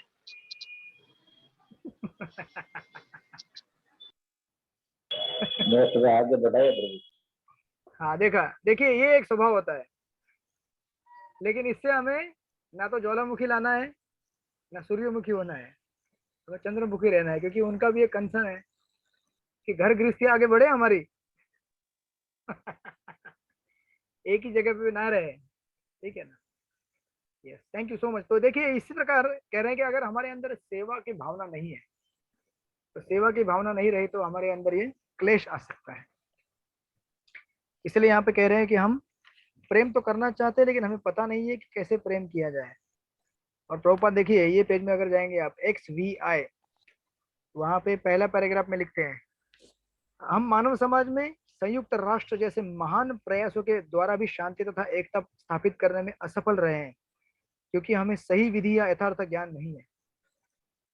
तो वो छोटे परिवार से लेकर बड़े परिवार तक, आपका घर छोटा परिवार है पति पत्नी का, और संयुक्त राष्ट्र संगठन बड़ा परिवार है, बड़े बड़े देश है उसमें, लेकिन हर किसी का अपना अपना अलग अलग इंटरेस्ट है और किसी को विधि मालूम नहीं है कि कैसे सुख प्राप्त किया जाए। जैसे प्रभुपाद एक उदाहरण देते हैं कि समझो अगर किसी व्यक्ति को जॉन्डिस हुआ है, समझो एक व्यक्ति को, समझो एक एक किसी लड़के को समझो जॉन्डिस हॉस्पिटल में भर्ती कर दिया गया। प्रभुपाद उदाहरण देते हैं, इनफैक्ट कहते कि एक लड़का जो हॉस्पिटल में भर्ती था जॉन्डिस से, तो उसकी मम्मी कहती है उसको बहन को रखती है वहां पे, सेवा कर इसकी, ठीक है, ध्यान रख।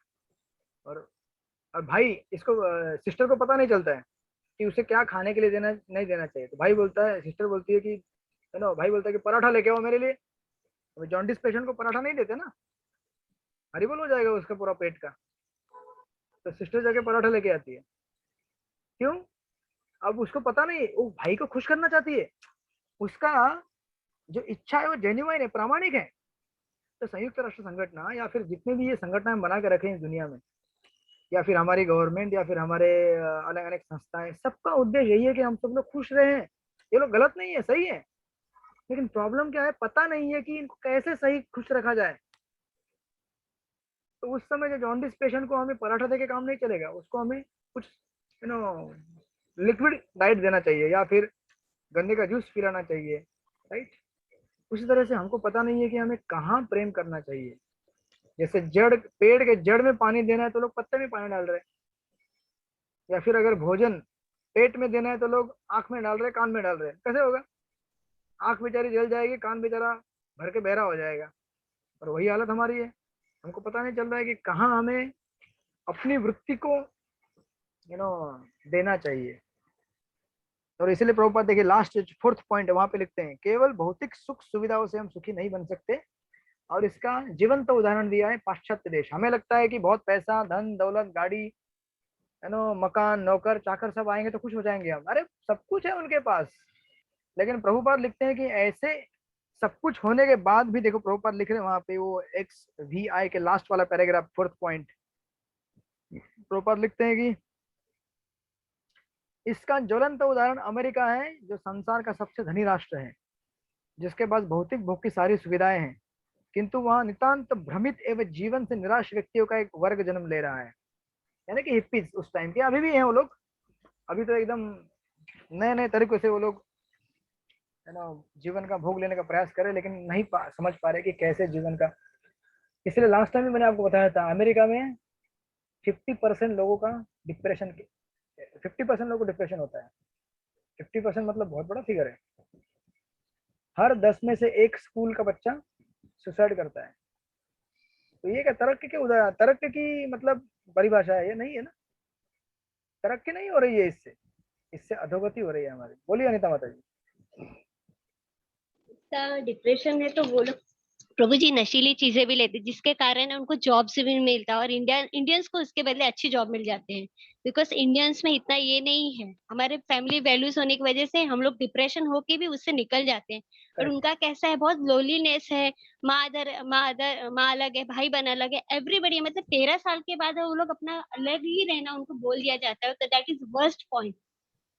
करेक्ट, जॉइंट फैमिली नहीं है वहाँ पे, और वही ड्रग्स और संस्कृति हमारे पास आ रही है, बराबर ना। तो अगर हम लोग भक्ति में टिके नहीं रहेंगे, हमारे परिवार को देखिए भक्ति में रहने का भी एक अपना अलग साइड पॉइंट रहता है। भगवत गीता के आई थिंक 1.39 श्लोक में मैंने लिया था, धार्मिक प्रवृत्तियों में अगर हम एंगेज रहेंगे तो हमें क्या लाभ होगा, ये उसका साइड बेनिफिट है। हम लोग एटलीस्ट भौतिक जीवन तो अच्छा जी पाएंगे, तो भौतिक जीवन भी अच्छा नहीं जी पाते लोग। दिन भर काम करते हैं, बहुत पैसा कमाए, लेकिन रात को नींद नहीं आती है, तो क्या फायदा फिर इतने सारे पैसा, धन दौलत, ये सब चीजों का, राइट। सो दैट्स व्हाई यहाँ पे इस तरह से बराबर इसको कंक्लूड कर रहे हैं कि हमें जो चीज जहाँ देनी चाहिए वहीं देनी चाहिए। अगर हमारा शरीर का भोजन पेट में जाना है तो पेट में जाना चाहिए, वो ना आंख में ना कान में यहाँ वहाँ देके नहीं चलेगा, या फिर ऐसा चेहरे पे लगा के नहीं चलेगा। लोग लगाते हैं चेहरे पे, पाउडर लगाते हैं, लिपस्टिक लगाते हैं, लाली लगाते हैं, ये लगाते हैं, वो लगाते हैं, बालों में काला कलर लगाते हैं, उनको लगता है आनंद होगा जीवन में, तो होता है आनंद थोड़ा बहुत समय के लिए, लेकिन क्या करे वो वापस काला रंग जाके सफेद हो जाता है, फिर काला लगाना पड़ता है। इसलिए अच्छा है कि पूरा शेव कर दो, टेंशन ही नहीं, ना काला ना गोरा। तो प्रभुपाद ने एक अच्छा व्यवस्था किया है, देखा जाए तो टेंशन ही नहीं ना ब्रह्मचारी जीवन में। तो इस तरह से इसको कंक्लूड कर रहे प्रभुपाद यहाँ पे XVII के देखिए, जहाँ पे प्रभुपाद लास्ट में लिखा है AC Bhaktivedanta Swami, April 13, 1970, ISKCON headquarters 3764 Watseka avenue, Los Angeles, California. 1970 में प्रभुपाद ने लिखा था। कुलदीप प्रभु आप पढ़िए लास्ट वाला पैराग्राफ, है आपके पास पुस्तक? है। तो आप थोड़े दुखी हो गए इसलिए आपको पढ़ने के लिए बोल रहा हूँ, पढ़िए। यह भक्ति रसामृत सिंधु विशेषतया उन लोगों को भेंट किया जा रहा है जो कृष्णा भावनामृत आंदोलन में लगे हुए हैं। मैं अपने समस्त मित्रों तथा शिष्यों को हार्दिक धन्यवाद देता हूं जो पाश्चात्य देशों में कृष्ण भावनामृत आंदोलन को आगे बढ़ाने में मेरी सहायता कर रहे हैं। मैं अपने प्रिय शिष्य श्रीमान दयानंद ब्रह्मचारी द्वारा दिए गए अनुदान को भी धन्यवाद स्वीकार करता हूँ। मैं इस्कॉन प्रेस के निर्देशकों को भी धन्यवाद देता हूँ जिन्होंने इस महान ग्रंथ को प्रकाशित करने में इतनी सावधानी बरती है। हरे कृष्ण। ऐसी भक्तिवेदांत स्वामी श्री प्रभुपाद की जय। हरे कृष्ण। इस तरह से ये हमारा अमुक पूरा हो गया और बराबर 1 घंटा हो गया। आप में से कोई भी यहाँ से हिलेगा नहीं बिल्कुल भी। मेरे भी पहले अपना क्लास 4 से 6 होता था, आप 4 से 6 कर सकते हैं, कोई प्रॉब्लम नहीं है। कैपेसिटी भी होना चाहिए ना उतना, किसका, मेरा और आप दोनों का। प्रभु जी हाँ बोलिए बोलिए। एक सवाल पूछ सकती हूँ?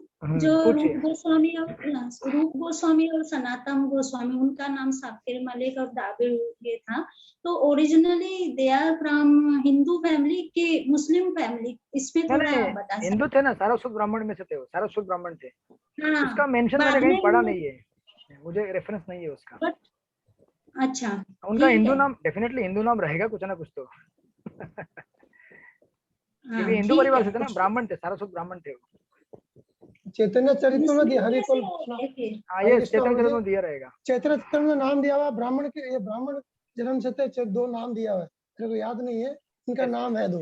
उसको ढूंढ के आप ग्रुप में पोस्ट कर दीजिए। आदि लीला में है, ढूंढ के ग्रुप में पोस्ट कर दीजिएगा, सबको अरे ये आमुक के फर्स्ट पेज पे ही लिखा है प्रभु जी, वो उच्च सारस्वत ब्राह्मण की जाति के थे, लिखा हुआ है सामने। यस, लेकिन नाम चाहिए, उनका नाम भी था, नाम नहीं है इसमें प्रभु जी। चलेगा। आप चैतन्य चरित्र आदि लीला में, ठीक है, सीसी से निकाल के डाल दीजिएगा। ओके, सो नाउ प्रभु जी यस चैतन्य चरित्रामृत में देखेगी मैं। ठीक है, थैंक यू।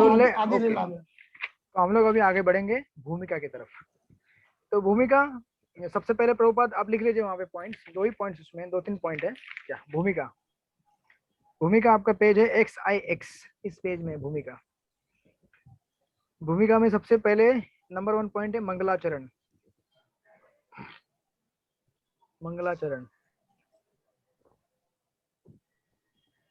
उसके बाद अब अगर आप जाएंगे आगे XXI, इस पेज पे जाइए, वहां पे पहला ही पैराग्राफ, पूर्ववर्ती आचार्यों के पदचिन्हों का अनुसरण करते हुए भक्ति के प्रामाणिक विवरण को सार रूप में श्रील रूप गोस्वामी के इस कथन द्वारा मिला आपको वो? यस मिला प्रभु जी। कितना नंबर? XXI। दूसरा पॉइंट है भक्ति की व्याख्या। दूसरा पॉइंट का टाइटल है भक्ति की व्याख्या।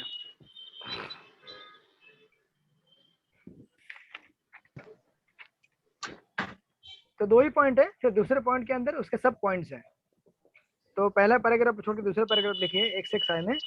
उस दूसरे पैराग्राफ का बिगिनिंग यह होता है, यह भक्ति एक प्रकार का अनुशीलन है। मिला? हाँ, तो इसके ऊपर लिखिए 2.1, बेसिकली दूसरे पॉइंट का पहला पॉइंट, भक्ति का कल्टीवेशन। भक्ति का अभी कल्टीवेशन हिंदी में क्या कहते हैं आप लोग कल्टीवेशन को? तो जननी बोल सकते हैं क्या? हाँ, जननी बोल सकते हैं क्या? नहीं, जननी Cultivate. नहीं, जननी मतलब निर्माण करने वाला, लेकिन यहाँ पे हम कर रहे हैं कल्टीवेशन। भक्ति का विस्तार, विस्तार, भक्ति का विस्तार, या फिर विकास विकास बोल सकते हैं, बट आप इंग्लिश में लिख दीजिए, इंग्लिश आपको ज्यादा आता है हिंदी से। आप लोग बॉम्बे वाले हैं तो आप लोग ज्यादा इंग्लिश में समझ पाएंगे। या फिर उसका अनुशीलन भी बोलते हैं, बेसिकली अनुशीलन शब्द है, लेकिन फिर हिंदी में समझने के लिए मैंने वो लिख दिया, भक्ति का कल्टीवेशन नंबर 1। उसके बाद अगर आप जाएंगे, ये पहला हो गया, फिर आप जाएंगे पेज नंबर XXIII, तो वहां पे आपको XXIII, वहां पे आपको सेकंड पैराग्राफ में मिलेगा, भक्ति का अर्थ है उन कृष्ण भावनावहित कार्यों को संपन्न करना। मिला? मिला। तो उसमें सेकंड पॉइंट लिख लीजिए, 2.1 मतलब 2.2 मतलब दूसरे पॉइंट का दूसरा पॉइंट, प्रतिकूल कॉमा अनुकूल अनुशीलनम, प्रतिकूल अनुकूल अनुशीलनम, यानी कि बेसिकली प्रतिकूल अनुकूल कल्टीवेशन। तो कल्टीवेशन करते समय कुछ चीजें प्रतिकूल होती है, कुछ अनुकूल होती है, खेती के लिए या फिर किसी भी चीज के लिए हो, तो हमें प्रतिकूल चीजों को स्वीकार नहीं करना चाहिए, अनुकूल चीजों को स्वीकार करना चाहिए। उसके बारे में व्याख्या देंगे वहां पे। प्रभु जी फिर से एक बार बताइए XIX का। प्रतिकूल अनुकूल अनुशीलनम। नहीं वो नहीं, XI भूमिका, XIX। Okay, XIX। सबसे पहला पॉइंट है मंगलाचरण, एकदम बिगिनिंग में जो लिखा है वही पहला पॉइंट है, मंगलाचरण।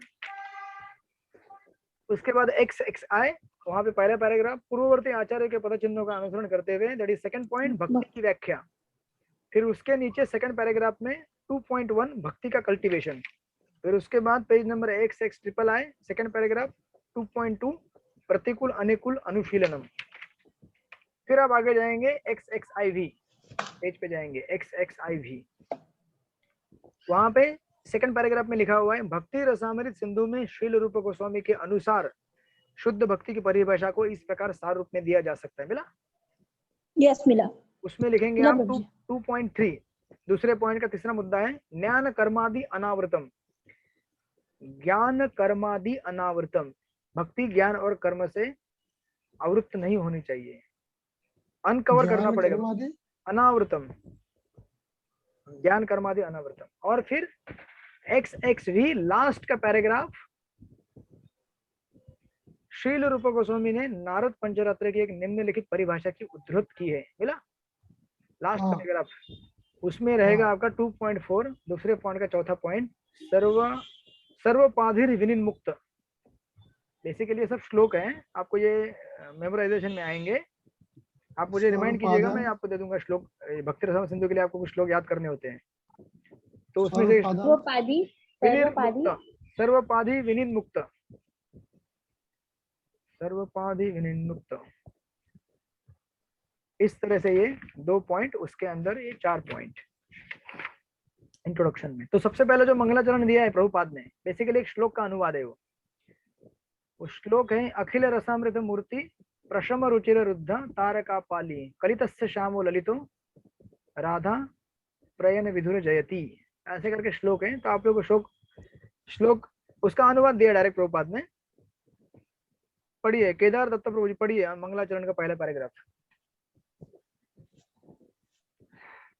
माइक अनम्यूट कीजिए, माइक अनम्यूट कीजिए प्रभु जी।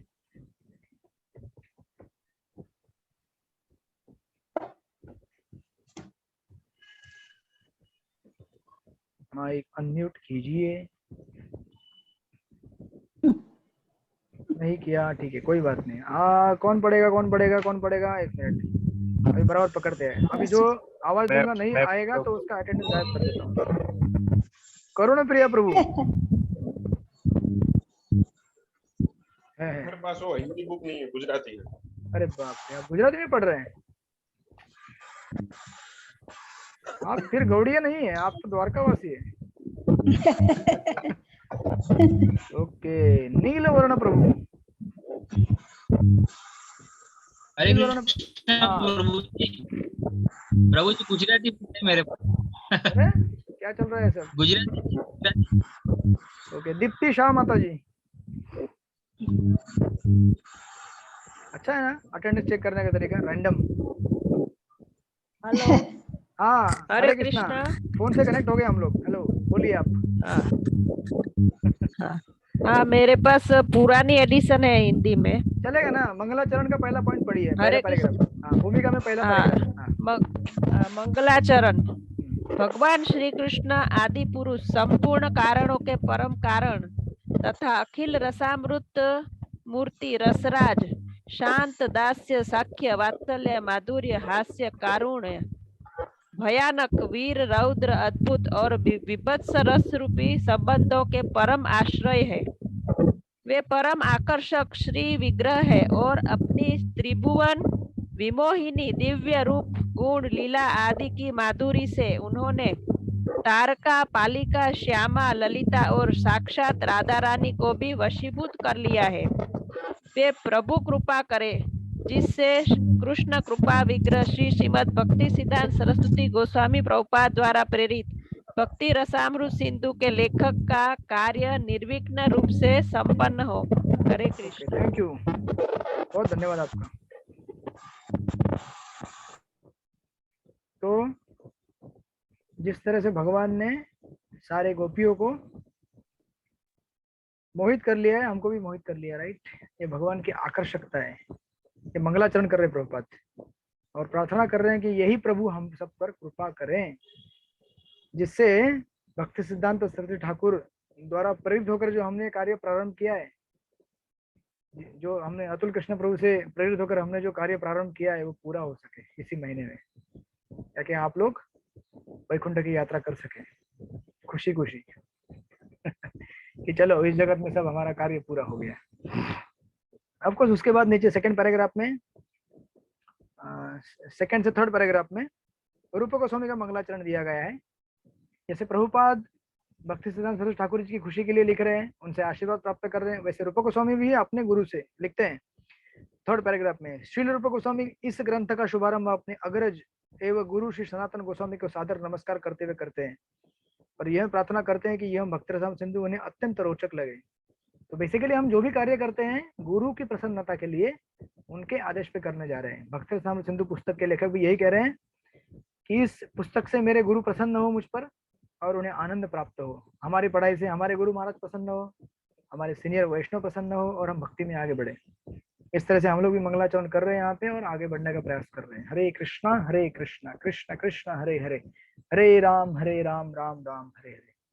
तो आप सब लोगों ने अपना अपना मंगलाचरण कर लिया है। उसके बाद फिर यहाँ पे नीचे थर्ड पैराग्राफ में एक समंदर का उदाहरण दे रहे हैं, ओशन मेटाफर। समंदर का उदाहरण देकर कह रहे हैं कि बेसिकली यहाँ पे निर्विशेषवादियों को थोड़ा सा फटकार लगा रहे हैं। रूप गोस्वामी कहते हैं कि जो भक्त समंदर के गहराई में जा चुका है, वो समंदर के जो ऊपर जो रहता है ना पानी का सतह, उस पर जो डिस्टर्बेंस आता है उसकी चिंता नहीं करता है। बहुत सारी नदियां पानी में आके मिलती है। अभी नदियों की तुलना की गई है मुक्ति रूपी नदियों के साथ, यानी कि निर्विशेषवादी बोलते हैं कि नदी समंदर में जाके मिल जाती है और क्लीन हो जाती है, बराबर।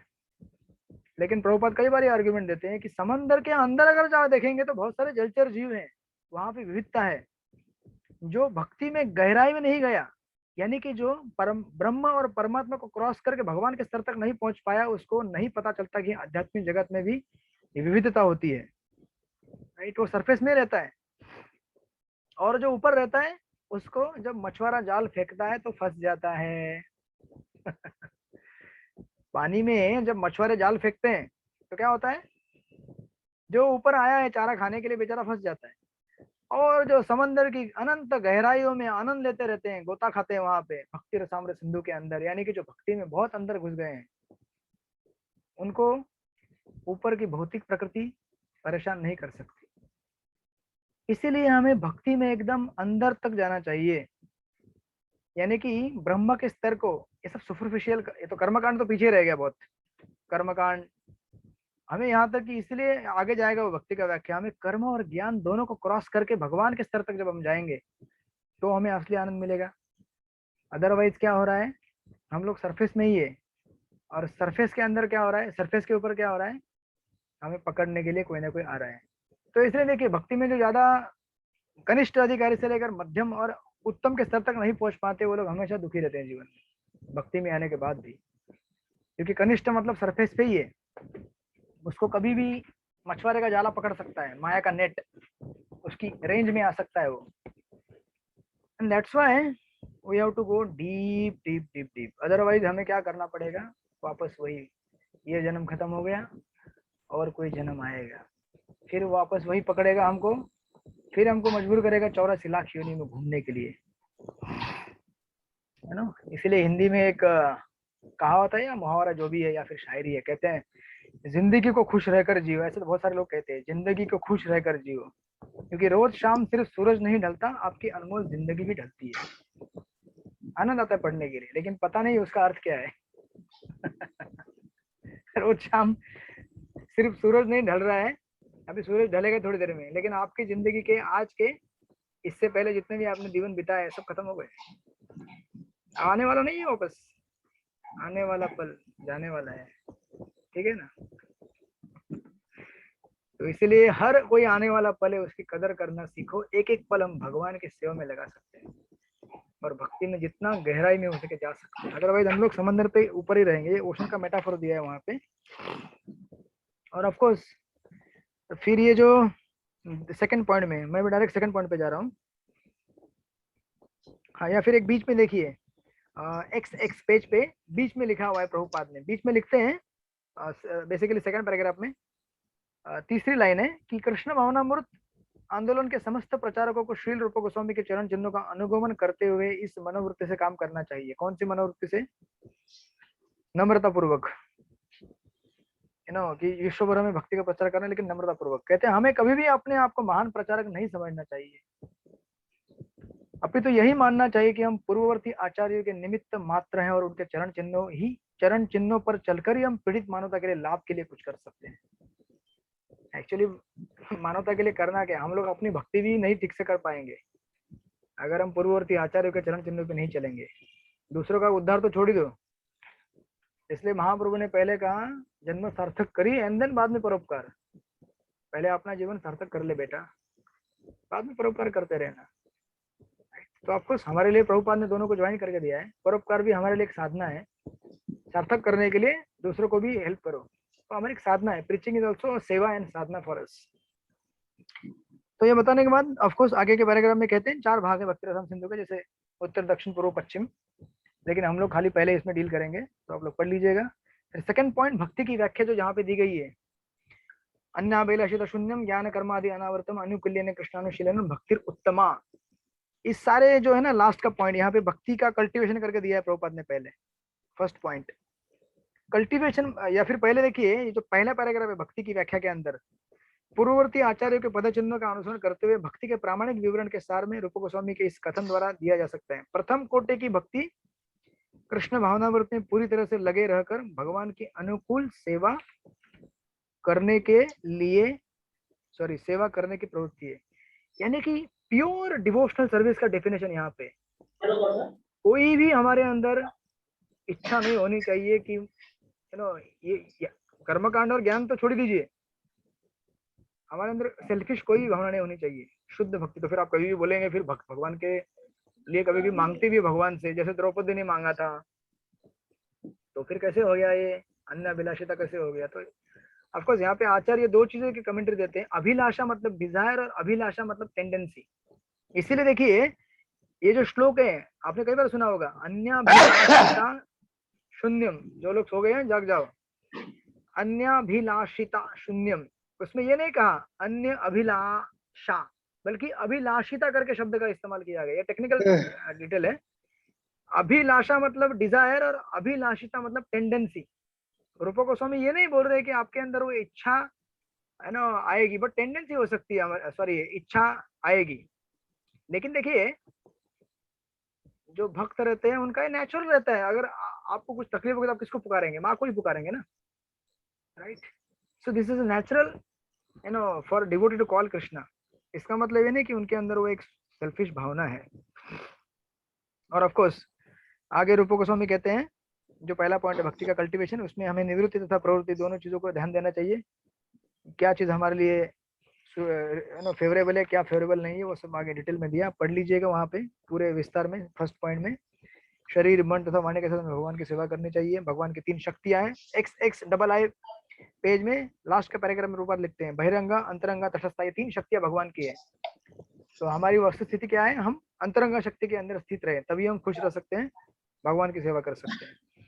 फिर सेकंड पॉइंट में कहते हैं प्रतिकूल, अनुकूल तथा अनुशीलनम। सेकंड पॉइंट में तो वहां पे उदाहरण दिया गया पहले पैराग्राफ में रावण और कंस का। उन्होंने भगवान का ध्यान किया, लेकिन वो ध्यान अनुकूल नहीं था, प्रतिकूल था। हमें इस तरह से भगवान का ध्यान नहीं करना है, राइट। हमें फेवरेबली भगवान का ध्यान करना है, भगवान को प्यार करना है हमें। ऐसे तो रावण भी ध्यान किया भगवान का, कंस भी किया, शिशुपाल भी किया, लेकिन वो प्रतिकूल था, वो अनुकूल नहीं था, राइट। ये बताने के बाद फिर थर्ड पॉइंट XXIV पे प्रभुपाद लिखते हैं ज्ञान कर्मादि अनावृतम। तो हमें लिखते हैं प्रभुपाद कि हमें ज्ञान और कर्म के आवरण से निकलना चाहिए। इसका मतलब ये नहीं कि हमें फिर ज्ञान नहीं लेना है, कर्म हमें नहीं करना है। तो हम लोग भक्ति में ज्ञान भी ले रहे हैं, लेकिन कैसा भक्ति में ज्ञान ले रहे हैं, भक्ति के लिए जो सुटेबल है, भक्ति आगे बढ़ाने के लिए वो ज्ञान ले रहे हैं यहाँ पे। देखिए अगर ज्ञान को भक्ति में, अगर आप सब लोग हैं यहाँ पे, और 5 मिनट दीजिए फिर हो जाएगा, चैप्टर तक रुक जाएंगे यहाँ पे आज। ज्ञान अगर भगवान की भक्ति से कनेक्ट ना किया जाए तो वो व्यक्ति ब्रह्मवादी बन जाता है या फिर मायावादी बन जाता है, क्योंकि ज्ञान आपको क्या बना देता है, इस जगत से विरक्त बना देता है। अब आगे अगर कुछ नहीं है प्राप्त करने के लिए तो फिर क्या हो जाएगा, वो बादलों में तैरता रहेगा, ब्रह्म ज्योति में जाके वहीं पे लटकता रहेगा बेचारा। नीचे का तो नहीं चाहिए इस भौतिक जगत का, अब ऊपर क्या पता नहीं है, बीच में लटक गया। इसलिए हमारे आचार्य कह रहे हैं कि हमें ज्ञान को ठीक ठीक से समझना चाहिए कि ज्ञान है किस लिए, इसे ज्ञान को अनकवर करना चाहिए, ज्ञान का असली उद्देश्य क्या है। उसी तरह से कर्म, अगर कर्म को भगवान की सेवा में न लगा जाए, भगवान की भक्ति में युक्त न किया जाए, तो कर्म से क्या हो सकता है, फिर भोग आ सकता है। क्योंकि काम करेंगे तो बोलेंगे ये मेरा घर है, मेरी पत्नी है, मेरे बच्चे हैं, मेरा प्रॉपर्टी, बैंक बैलेंस, मेरा गाड़ी, सब कुछ मेरे भोग के लिए बना हुआ है। तो ज्ञान हमें निर्विशेषवाद की तरफ लेके जा सकता है, और कर्म हमें कर्म कांड की तरफ लेके जा सकता है, भोगवादी बना सकता है। इसलिए दोनों से बचने के लिए दोनों को भगवान के भक्ति में हमें कनेक्ट करना पड़ेगा। दैट्स व्हाई ज्ञान, इसलिए ज्ञान कर्मादि शून्यम नहीं कहा रूप गोस्वामी ने। ज्ञान और कर्म से शून्य हो करके नहीं बोला, ज्ञान कर्म तो करना है, लेकिन वो समझो उसका उद्देश्य क्या है। क्या कहा है, ज्ञान कर्मादि अनावृतम, उसको अनकवर करो, जानो उसका उद्देश्य क्या है। एंड ऑफ कोर्स अनुकूल लेना, यानी कि जो अनुकूल है वही हमें लेना चाहिए। इसलिए लास्ट में लिखा है सर्वोपाधि विनिर् मुक्त, सारी उपाधियों से हमें मुक्त होना चाहिए और भगवान की भक्ति में लगे रहना चाहिए। लास्ट का पैराग्राफ पढ़िए, कौन पढ़ेगा, अनुराधा माता जी पढ़िए लास्ट का पैराग्राफ XXV पे, यानी कि भूमिका का लास्ट पैराग्राफ। हरे कृष्णा प्रभु जी। यस। जब तक मनुष्य अपने आप को किसी एक परिवार, किसी समाज या किसी व्यक्ति से संबंधित मानता है, तब तक उसे उपाधि से आवृत कहा जाता है। किंतु उसे जब पूर्णतया ज्ञान हो जाता है कि वो किसी परिवार, समाज या देश से नहीं अपितु कृष्ण से नित्य संबंधित है, तब उसे अनुभूति होती है कि उसे अपनी शक्ति का संप्रयोग तथा कथित परिवार, समाज या देश के हितों में ना करके कृष्ण के लिए करना चाहिए। यही उद्देश्य की शुद्धता है और कृष्ण भावनामृत में शुद्ध भक्ति पद भी है। हरे कृष्णा, दंडवत प्रणाम।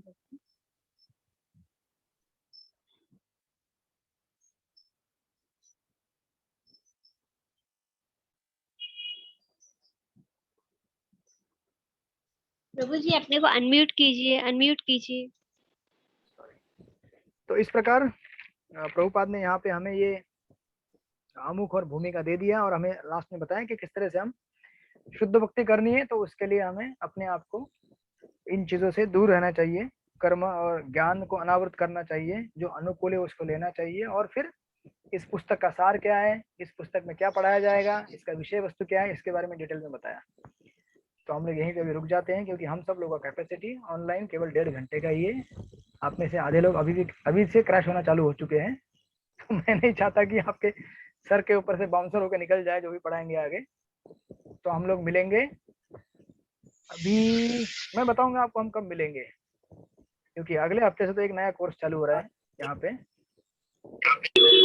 मेरा कृष्ण आप भक्ति शास्त्री ग्रुप में डाले तो अच्छा रहेगा, मैं तो कभी वो प्रॉब्लम होता, भक्ति शास्त्री ग्रुप में आता ही नहीं। भक्ति शास्त्री ग्रुप में डाल देता हूँ मैं। ठीक है, फिर मिलेंगे हम लोग। प्रभु जी, हाँ यस प्रभु जी, दोनों में डाल दीजिए, दोनों में डालने का प्रभु जी। ठीक है, चलेगा।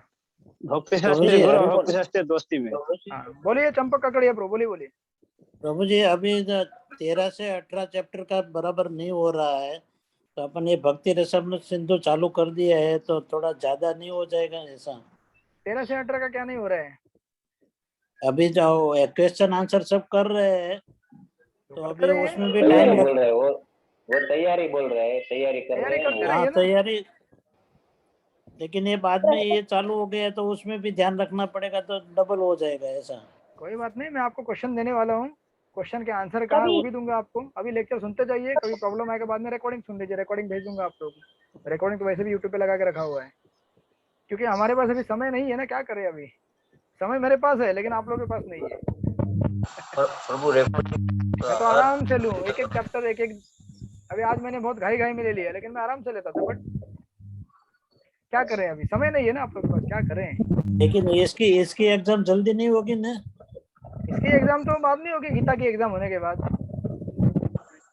प्रभु जी, इसकी एग्जाम बहुत आसान होगी, ये आप बहुत बार सुनते आ रहे प्रिंसिपल। सिर्फ इतना है कि रिवीजन होगा आपका। एनओडी का एग्जाम बहुत आसान होता है, बहुत आसान। ज्यादा क्वेश्चन भी नहीं देता हूँ मैं, हार्डली 20-25 क्वेश्चन मिलेंगे आपको, दैट्स इट, पूरे 19 अध्याय में से। ज्यादा भी नहीं मिलते क्वेश्चन, क्योंकि ऑलरेडी आप पढ़ चुके कई बार। तो चिंता मत कीजिए, आप लोग क्लास सुनते जाइए, सिलेबस पूरा होते जाएगा। बोलिए अनिता माता जी, बोलिए। प्रभु जी, एक तो ये कि अभी आपने जो 2 पढ़ाया, अगर इससे रिलेटेड कोई क्वेश्चन अगर आप अभी ड्रॉप कर देंगे तो अच्छा रहेगा। जिसको लिखना रहेगा लिखेगा, जिसको लिखना है वो बाद में लिखेगा प्रभु जी। बिकॉज क्या है, ये हमारा फ्रेश रहता है ना। बाकी मुझे नहीं मालूम बाकी भक्तों को अच्छा लगे या नहीं लगे मेरा सुझाव, लेकिन क्या है प्रभु जी, अब ये फ्रेश है ना, तो ये हो जाएगा, जिसको करना है वो कर सकता है। I don't know exactly. Second thing, आपने जो 2 श्लोका बोला है उसके शब्दार्थ के साथ आप मिनी पोस्ट कर सकते हैं, ड्रॉप कर सकते हैं, बिकॉज मेरे पास जो है, हाँ, क्योंकि ये जो है ना प्रभु जी, ये बहुत अलग ही है। जो आप बता रहे थे स्पाइरल बाइंडिंग में लेके बैठी हूँ, इसलिए जो अर्थ है ना मुझे बहुत अलग ही लग रहा है, और आप जो बोल रहे हैं ना वो बहुत अलग है थोड़ा सा, इसीलिए मैं बोल रही हूँ। सिर्फ आप मुझे ग्रुप में रिमाइंड कर दीजिए कि क्वेश्चन भेजिए करके, ठीक? मैं अभी डाल देती हूँ प्रभु जी आपको। अभी भी डाल दीजिए, और एक बार और डालना पड़ेगा, क्योंकि अभी तो व्हाट्सएप भर जाएगा आपके अटेंडेंस से। सब लोग अटेंडेंस आएगा ना अभी। I will drop you personally, don't worry. But अगर आप, आई डोंट नो बाकी भक्तों का क्या सुझाव है, may be they are disagree with me also, but मेरा क्या सोचना है, अभी फ्रेश है ना प्रभु जी, तो लिख सकते हैं। बाद में रिकॉल करना पड़ता है ना प्रभु जी, बहुत प्रॉब्लम होता है ना। अभी हम लोग फेस कर रहे हो प्रॉब्लम, इसीलिए मैं आपको बता रही हूँ। या हरे कृष्णा प्रभु जी, मेरा भी वही सुझाव है प्रभु जी, आसान होता है अपने को। आपका सुझाव सर क्या बोलते हैं उसको? सर माथे पर अपराध हो जाएंगे। नहीं, सिर्फ आप लोग रिमाइंड करते रहिए मुझे, मैं दे दूंगा आपको बीच में, क्योंकि मुझे यहाँ पे बहुत सारी चीजें होने की वजह से भूलने का टेंडेंसी है, क्योंकि यहाँ वहाँ चलते रहता है ग्रुप में इधर उधर। तो याद दिलाइए, मैं जरूर दूंगा आपको, ज्यादा नहीं होगा। I will keep remind you, don't worry, I will behind you, don't worry. Okay, Srila Prabhupada की जय, रूप गोस्वामी पाद की जय, भक्ति रसामृत सिंधु की जय, वांछा कल्पतरुभ्यश्च पंचकल्पतरुभ्यश्च कृपा सिंधुभ्यो च पतितानां पावनेभ्यो वैष्णवेभ्यो नमो नमः। अनंत गुरु की जय। प्रभु जी, हरे कृष्णा, दंडवत प्रणाम।